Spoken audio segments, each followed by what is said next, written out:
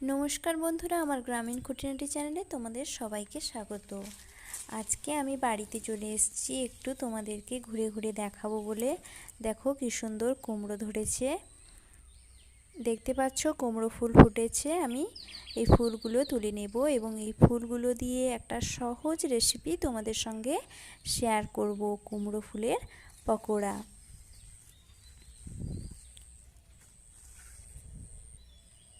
এই রেসিপিটা বানানোর জন্য ফুলগুলোকে আমি তুলে নিচ্ছি।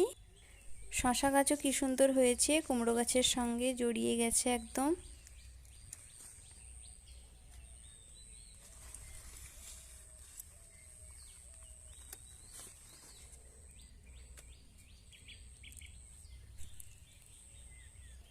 ফুলগুলো আমার তোলা হয়ে গেছে, এবার বাড়ি চলে এসেছি। প্রথমে ফুলগুলোকে ভালো করে ধুয়ে নেব।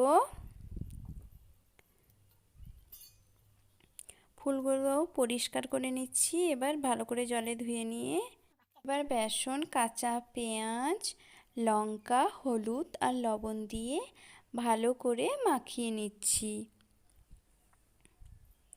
এটা মাখতে বন্ধুরা জল একদমই ব্যবহার করবে না।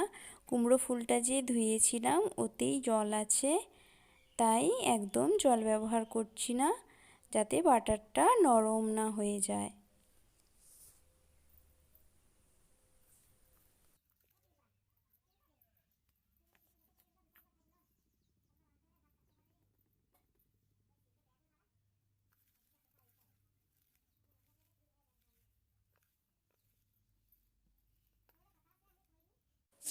আমার বাটারটা রেডি হয়ে গেছে।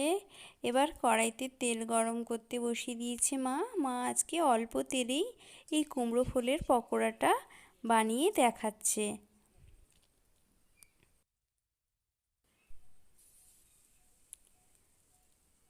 কুমড়ো ফুলগুলো দিয়ে দিচ্ছে এক এক করে, ছোট ছোট করেই পকোড়া বানাচ্ছে।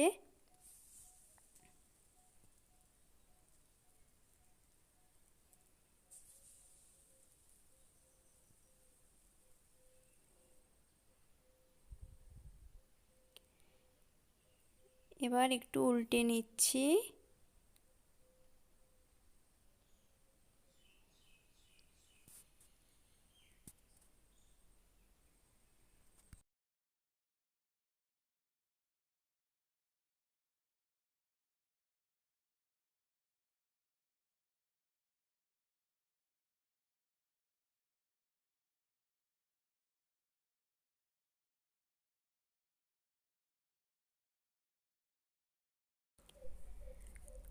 বাটি দিয়ে চেপে চেপে রসগুলো ভালো করে মেরে নিচ্ছে, যাতে খেতে খুব ভালো লাগে। এবার সর্ষের তেল দিয়ে দিচ্ছে। সর্ষের তেল দিয়েছে তো তাই পকোড়াগুলো একটু উল্টে পাল্টে নিচ্ছে।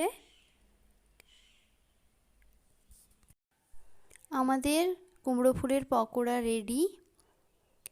আমার এই সহজ রেসিপিটা ভালো লেগে থাকলে অবশ্যই আমার এই ভিডিওতে একটা লাইক করে দিও বন্ধুরা, এবং আমার এই রান্নার ভিডিও চ্যানেলটিকে অবশ্যই সাবস্ক্রাইব করে দিও। দেখা হচ্ছে নেক্সট ভিডিওতে। ভালো থেকো বন্ধুরা।